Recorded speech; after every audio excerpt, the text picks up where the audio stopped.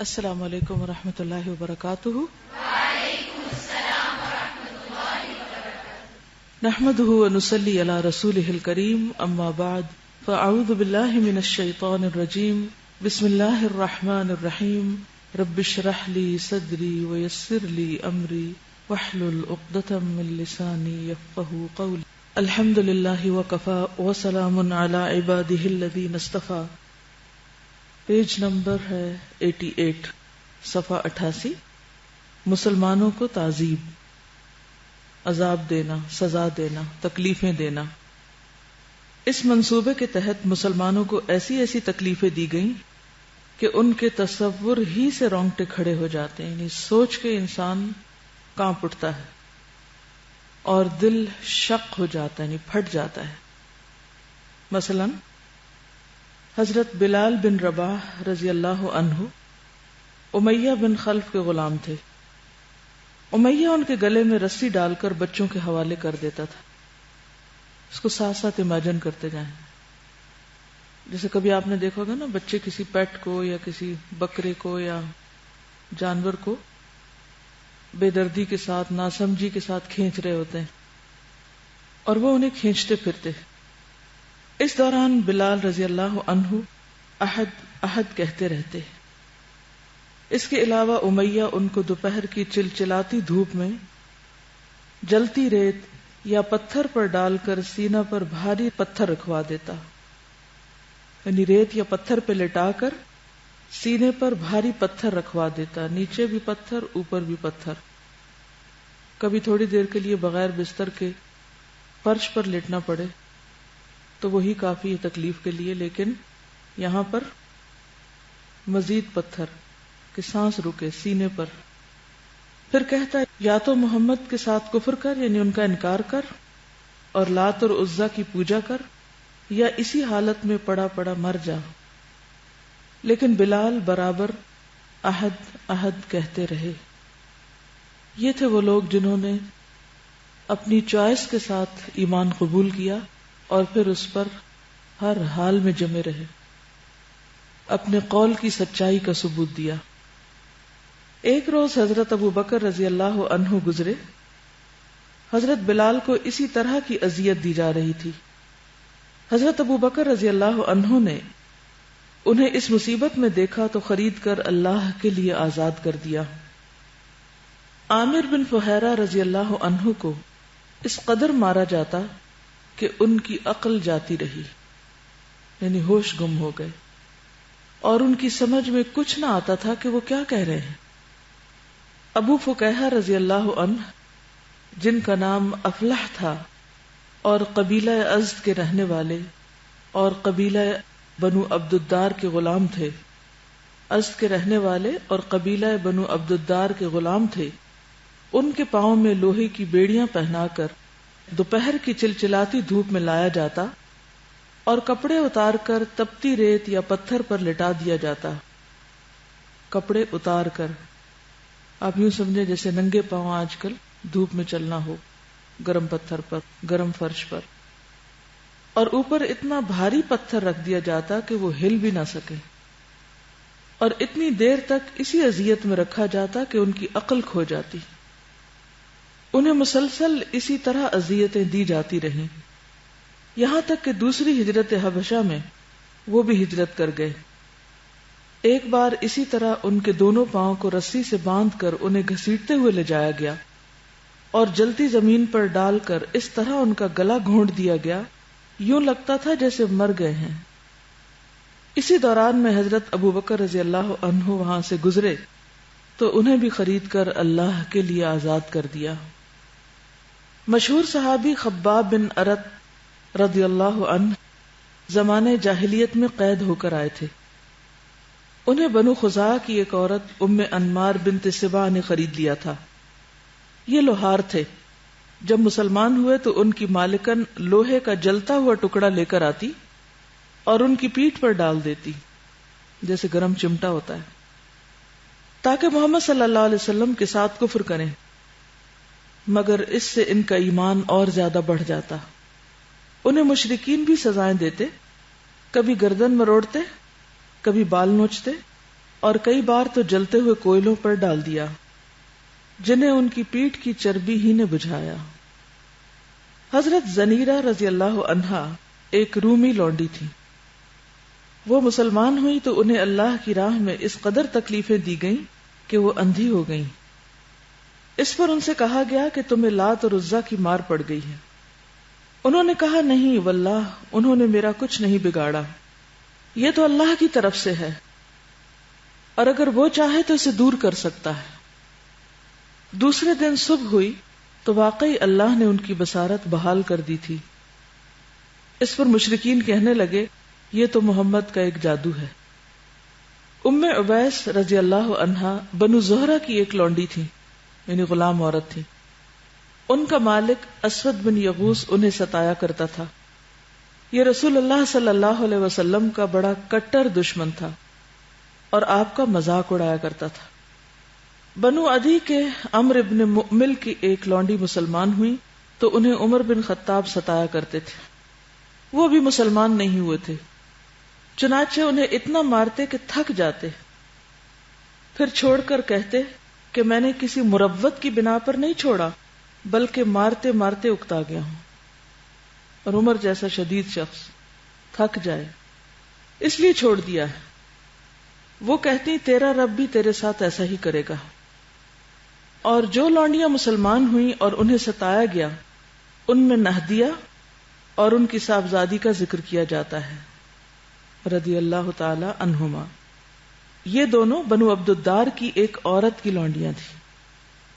حضرت ابوبکر رضی اللہ عنہ نے حضرت بلال، عامر بن فہیرہ اور ابو فکیہہ رضی اللہ عنہم کی طرح ان سب لونڈیوں کو بھی خرید کر آزاد کر دیا۔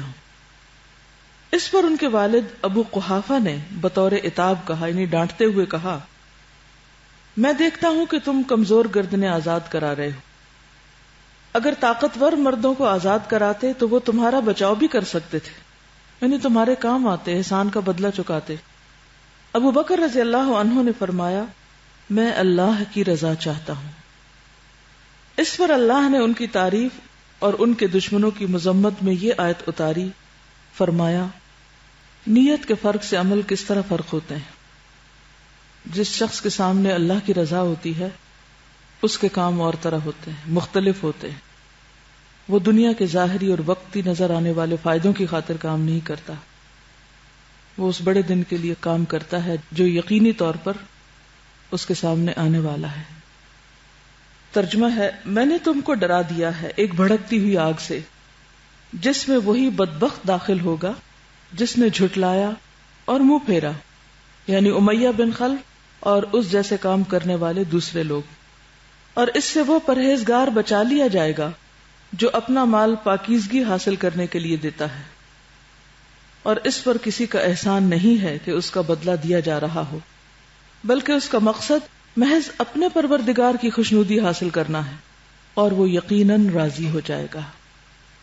یعنی جو یقینی طور پر اللہ کی رضا کے لیے کام کرے اللہ تعالیٰ بھی اس سے یقیناً راضی ہو جائے گا، کیونکہ ہمیں اپنی نیت پہ شک ہوتا ہے، اس لیے پھر اللہ کی رضا پر بھی شک ہی رہتا ہے اور ہمیشہ ایک کنفیوژن کا شکار رہتے ہیں۔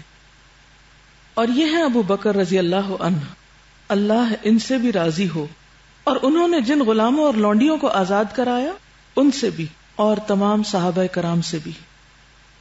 ان کے علاوہ حضرت عمار بن یاسر اور ان کے والدین رضی اللہ عنہم کو بھی سزائیں دی گئیں۔ یہ لوگ بنو مخزوم کے حلیف تھے جن کا ایک سردار ابو جہل تھا، چنانچہ اس کی سرکردگی میں قبیلے والے ان لوگوں کو سخت دھوپ کے وقت ابتح میں لے جاتے، وادی کا نام، اور اس کی گرمی میں تپاتے۔ ایسی حالت میں رسول اللہ صلی اللہ علیہ وسلم ان کے پاس سے گزرتے تو فرماتے، آل یاسر صبر کرنا، تمہارا ٹھکانہ جنت ہے، اے اللہ آل یاسر کو بخش دے۔ میں سوچتی ہوں کہ ہمارے لیے تو آج گرمی میں بیٹھ کر ان کے حالات پڑھنا بھی توجہ سے مشکل ہے۔ سائے میں بیٹھے ہیں، پنکھے بھی چل رہے ہیں، کوئی جسمانی تکلیف نہیں، اس کے باوجود صرف گرمی کی وجہ سے دل گھبراتا ہے۔ کہاں یہ کہ انہوں نے ہر طرح کی گرمی برداشت کی، اور وہ بھی اسلام آباد کی نہیں، مکہ کی، جہاں ٹیمپریچر 50 ڈگری تک جا پہنچتا ہے. وہ کون سی چیز تھی جو انہیں جمائے ہوئے تھی؟ ایمان کی طاقت، یقین کی طاقت کہ جس راستے پر وہ ہیں وہ بالکل درست ہے. وہ سچائی ان کے دلوں میں اتر گئی تھی. استقامت صرف اس وقت آتی ہے جب انسان کسی چیز کے سچ ہونے، برحق ہونے، آخرت کے اعتبار سے فائدہ مند ہونے پر پورا یقین رکھتا ہو. جو لوگ دنیاوی فائدے چاہتے ہیں وہ دنیا کے کاموں میں بہت استقامت دکھاتے ہیں، یا اپنی پسند اور مرضی کے کاموں میں بہت جمے ہوئے ہوتے ہیں. کوئی ان کو ہلا نہیں سکتا، کوئی ان کا کانفیڈنس ختم نہیں کر سکتا. دین کے معاملے میں جب تک انسان منافقت سے نہ نکلے، شک سے نہ نکلے، دلوں کے مرض سے باہر نہ نکلے، اس وقت تک استقامت نہیں آتی. ورنہ تو تھوڑی سی بات بھی اور چھوٹی سی بھی مرضی کے خلاف چیز ہمیں ہمارے راستے سے بھٹکا سکتی، جو کہ عام طور پہ دیکھنے میں آتا ہے. تھے وہ بھی افراد جو دنیا میں بستے تھے، وہ بھی انسان تھے، اور آج ہم بھی افراد ہیں، انسان ہیں، تعداد کے اعتبار سے ہزاروں گنا زیادہ، لیکن عمل کے اعتبار سے اتنے ہی پیچھے. وہ چند لوگ جو کچھ کر گئے، آج ہم کروڑوں کی تعداد میں کیوں نہیں کر پا رہے؟ کیونکہ کوالٹی ہی نہیں.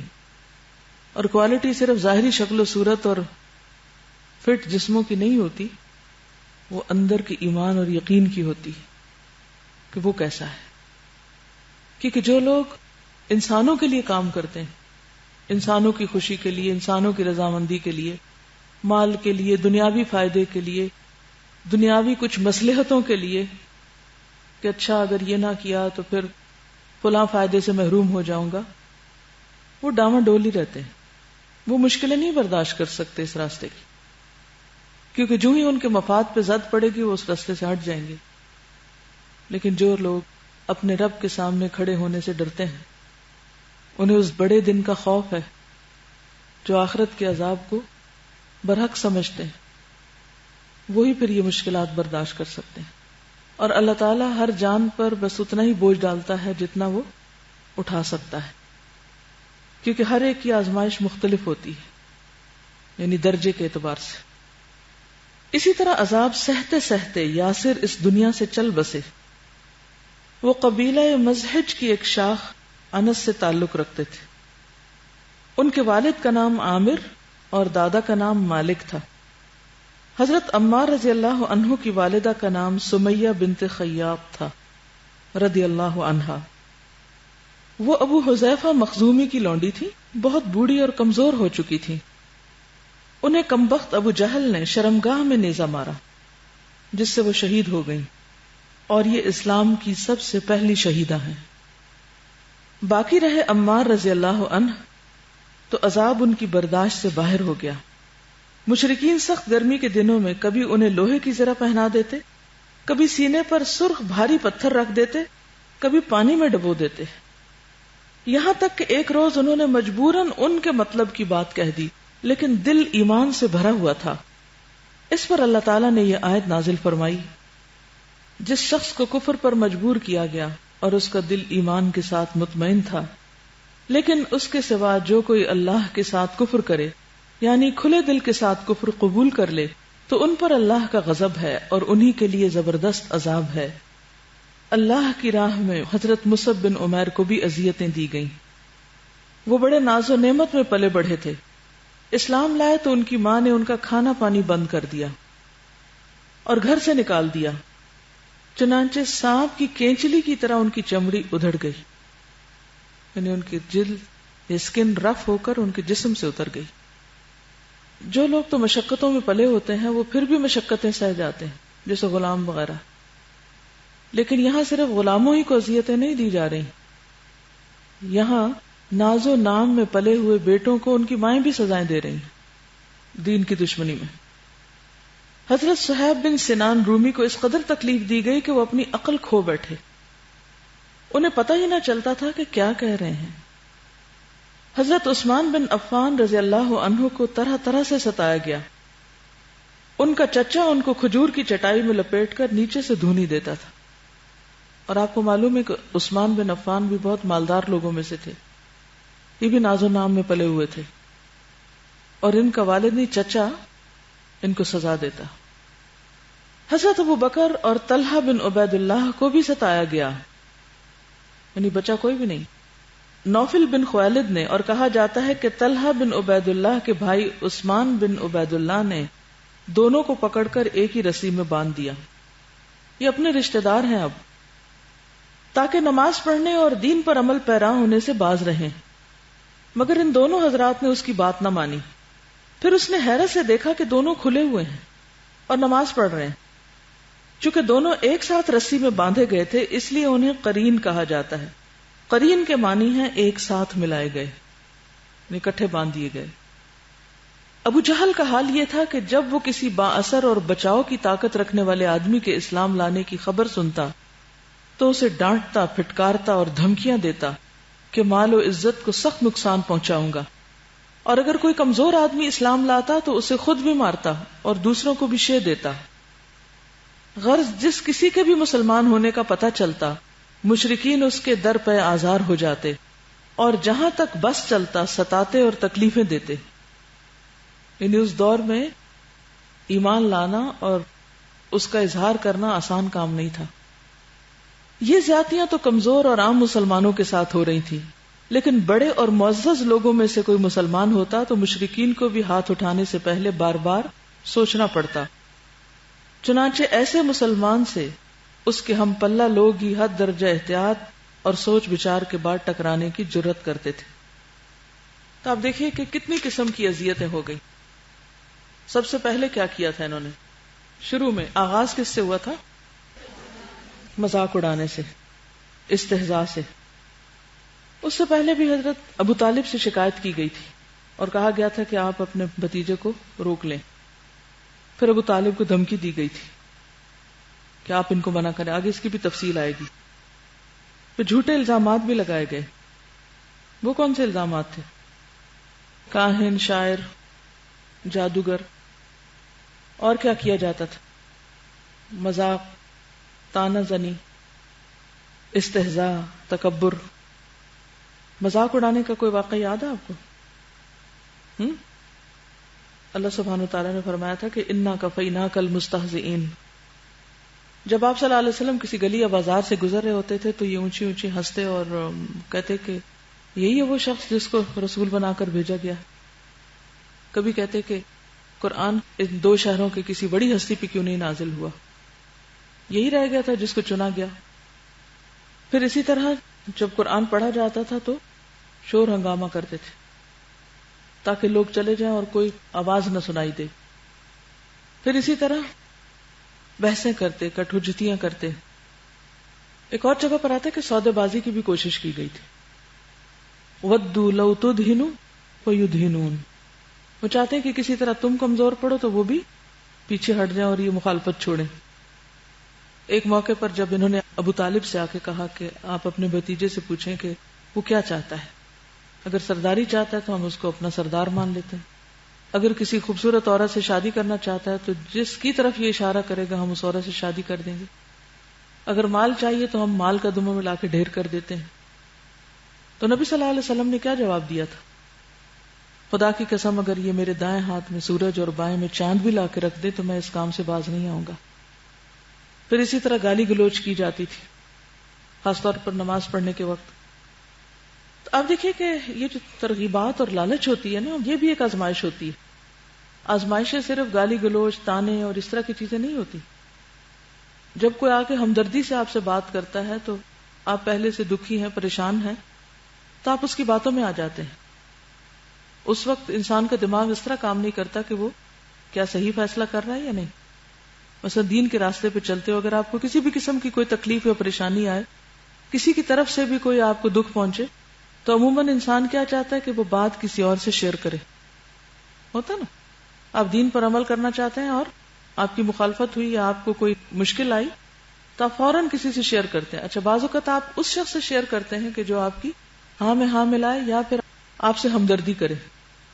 تو بعض لوگ اس طرح کی ہمدردی کرتے ہیں کہ جس سے وہ آپ کو دین میں آگے بڑھنے کی بجائے دین سے پھیرنے کا سبب بن جاتے ہیں۔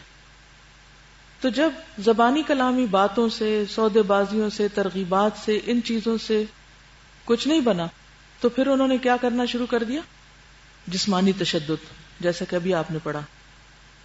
اور یہ تشدد عام لوگوں کے ساتھ تو تھا ہی، نبی صلی اللہ علیہ وسلم کو بھی تکلیفیں دی گئی تھی. صرف مکہ کے اندر کے مسلمانوں کو نہیں، مکہ کے باہر بھی جو کوئی مسلمان ہوا اس کو بھی تکلیفیں دی جاتی، اس پر بھی تشدد کیا جاتا. ایک روایت میں آتا ہے ام شریک کے بارے میں. ام شریک غزیہ بنت جابر بن حکیم اپنے خاوند کے ساتھ مسلمان ہو گئی، اور ان کا خاوند ابو اکر حضرت ابو ہریرہ اور اپنی قوم کے دوسرے افراد کے ساتھ مدینہ چلا گیا. تو اس کے رشتہ دار حضرت ام شریک کے پاس آئے اور پوچھا کیا تو بھی اپنے خاوند کے دین پر ہے؟ یعنی شوہر تو جا چکا تھا، تو بیوی سے پوچھا. انہوں نے اعتراف کیا کہ میں بھی مسلمان ہو چکی ہوں. انہوں نے قسم کھائی کہ اگر تو دین اسلام نہ چھوڑے گی تو تجھے سخت عذاب دیں گے. وہ نہ مانی. جب وہ ایک جگہ سے دوسری جگہ منتقل ہوئے تو اسے انتہائی شریر اور اڑیل جانور پر سوار کیا. یعنی سارا کنبہ جا رہا تھا تو انہیں ایک ایسے جانور پہ بٹھا دیا کہ جو انہیں تکلیف دینے والا تھا. پھر انہوں نے اسے روٹی اور شہد کھلایا لیکن پانی پینے کے لیے نہ دیا، اور کڑی دھوپ میں لا کھڑا کیا، حتیٰ کہ اس کی عقل جواب دے گئی. گرمی کے مارے ہوش پھر گئے، آنکھوں اور کانوں نے بھی کام کرنا چھوڑ دیا. اور یہ عمل انہوں نے 3 دن دہرایا، 3 دن تک یہی سلوک کرتے رہے. تیسرے دن انہوں نے پھر اسے کہا کہ تم اسلام کو چھوڑ دو. وہ پھر نہ مانی، بلکہ اپنی انگلی سے آسمان کی طرف توحید لا الہ الا اللہ، اللہ کے ایک ہونے کا اشارہ کرتی رہی. پھر انہوں نے اذیت دی. اس پر ان کے اوپر ایک طرح سے بے ہوشی طاری ہونے لگی. انہیں بات سمجھ میں نہیں آ رہی تھی کہ یہ لوگ کیا کہہ رہے ہیں. اب تو کہتے ہیں کہ اللہ تعالیٰ نے ان پر بہت کرم کیا اور پانی کا ایک ڈول بھیج دیا جس سے اس نے اپنی پیاس بجھائی. جب ان کے رشتہ داروں نے یہ واقعہ دیکھا تو وہ سب بھی مسلمان ہو گئے اور وہ سارے کے سارے پھر مدینہ کی طرف ہجرت کر گئے. اسی طرح اور بھی صحابہ کے واقعات ہیں. حضرت ابو ذر غفاری مکہ کے اندر نہیں تھے، مکہ کے باہر تھے، انہیں بھی اسلام کے بارے میں پتہ چلا، مسلمان ہوئے. انشاءاللہ اس کی بھی آگے تفصیلات آئیں گی. تو بہرحال جسمانی تشدد ہر طرح کے لوگوں پر کیا گیا، کسی پر زیادہ کسی پر کم، مکہ کے اندر بھی باہر بھی، عورتوں پر بھی مردوں پر بھی، جوانوں پر بھی بوڑھوں پر بھی، آزاد پر بھی غلام پر بھی، مالدار پر بھی غریب پر بھی. یعنی سوسائٹی کے ہر طبقے کو جو بھی کوئی مسلمان ہوا سب کو اس مشقت سے گزرنا پڑا. رسول اللہ صلی اللہ علیہ وسلم کے ساتھ مشرکین کا رویہ. جہاں تک رسول اللہ صلی اللہ علیہ وسلم کا تعلق ہے تو اللہ تعالیٰ نے آپ کو ایسا رعب اور شرف اور وقار دے رکھا تھا کہ لوگ زیادتی کی جرت نہ کر پاتے تھے. مزید برآں آپ کو ابو طالب کی حمایت اور حفاظت بھی حاصل تھی. وہ قریش کے ایک عظیم سردار تھے، ان کی بات مانی جاتی تھی اور ان کی ذمہ داری کا احترام کیا جاتا تھا. اسے توڑنے کی جرت کسی میں نہ تھی. یہ بنو عبد مناف کے چوٹی کے انسان تھے اور قریش بلکہ سارا عرب اس خاندان کو عزت اور احترام کی نظر سے دیکھتا تھا. اس لیے آپ کے اس تعلق سے مشرکین مجبور تھے کہ کوئی پرامن قدم اٹھائیں. چنانچہ انہوں نے ابو طالب سے گفت و شنید کا راستہ اپنایا، مگر کسی قدر سختی اور چیلنج کے ساتھ. تو آپ دیکھیے کہ جہاں مشکلات ہوتی ہیں وہاں اللہ سبحانہ وتعالیٰ کوئی نہ کوئی مددگار بھی پیدا کر دیتا ہے. اور بعض کیسز میں جیسا کہ آپ نے ان واقعات میں دیکھا کہ براہ راست اللہ کی مدد آ گئی لوگوں پر. قریش اور ابو طالب کے درمیان گفتگو. قریش کے اشراف ابو طالب کے پاس آئے اور ان سے کہا آپ کا بھتیجا ہمارے خداؤں کو برا بھلا کہتا ہے، ہمارے دین پر عیب لگاتا ہے، ہمیں بے وقوف ٹھہراتا ہے اور ہمارے باپ دادا کو گمراہ کہتا ہے. لہذا یا تو آپ اسے روکیں یا ہمارے اور اس کے بیچ سے ہٹ جائیں، کیونکہ آپ بھی تو ہماری طرح سے اس سے الگ دین پر ہیں، ہم اس سے نمٹ لیں گے. جواب میں ابو طالب نے نرمی سے بات کی اور انہیں خوش اسلوبی سے واپس کر دیا. چنانچہ وہ واپس چلے گئے اور رسول اللہ صلی اللہ علیہ وسلم اللہ کے دین پر کھلم کھلا کار بند رہ کر اس کی تبلیغ کرتے رہے. ابو طالب کو قریش کی دھمکی اور چیلنج. مگر جب قریش نے دیکھا کہ نبی صلی اللہ علیہ وسلم اپنا کام اور اپنی تبلیغ میں لگے ہوئے ہیں، یعنی ساری مشکلات کے باوجود کام نہیں رکا، تو وہ مزید صبر نہ کر سکے. انہوں نے باہم بڑی چیمگوئیاں اور شکوے کیے. پھر ابو طالب کے پاس جا کر عرض گزار ہوئے، ابو طالب آپ ہم میں عمر رسیدہ ہیں، یعنی عمر بڑی ہے آپ کی اور شرف و منزلت رکھتے ہیں، ہم نے آپ سے عرض کی تھی کہ اپنے بھتیجے کو منع کریں، مگر آپ نے منع نہیں کیا، بخدا ہم یہ برداشت نہیں کر سکتے کہ ہمارے باپ دادا کو برا بھلا کہا جائے، ہمیں بے وقوف قرار دیا جائے اور ہمارے معبودوں پر عیب لگائے جائیں، لہٰذا آپ یا تو اسے منع کریں یا پھر ہم آپ کے اور اس کے مقابلے کے لیے نکل آئیں گے، اور اس وقت تک نہیں ٹلیں گے جب تک کہ ایک فریق کا خاتمہ نہ ہو جائے۔ یہ کہہ کر وہ لوگ واپس چلے گئے۔ ابو طالب کو یہ دھمکی اور چیلنج بڑا بھاری محسوس ہوا۔ انہوں نے آپ صلی اللہ علیہ وسلم کو بلا کر ان کی بات سنائی اور کہا، اب مجھ پر اور اپنے آپ پر رحم کرو اور میری طاقت سے زیادہ مجھ پر بوجھ نہ ڈالو۔ جب رسول اللہ صلی اللہ علیہ وسلم نے ان کی یہ کمزوری دیکھی تو فرمایا، یا عمی واللہ لو وضع الشمس فی یمینی والقمر فی یساری علی ان اترک هذا الامر حتی یظہرہ اللہ او اہلک فیہ ما ترکتہ۔ چچا جان، واللہ اگر یہ لوگ میرے دائیں ہاتھ پر سورج اور بائیں ہاتھ پر چاند بھی رکھ دیں کہ میں اس کام کو چھوڑ دوں تب بھی نہیں چھوڑ سکتا، یہاں تک کہ یا تو اللہ اس دین کو غالب کر دے یا میں اسی راہ میں ہلاک ہو جاؤں۔ اس کے بعد آپ صلی اللہ علیہ وسلم کے آنسو نکل آئے۔ یہ دیکھ کر ابو طالب کی محبت اور قوت ارادی پلٹ آئی۔ انہوں نے کہا، بھتیجے جاؤ، جو کہنا ہے کہو، واللہ میں تمہیں کبھی کسی بھی وجہ سے چھوڑ نہیں سکتا، اب نہیں چھوڑوں گا تمہیں۔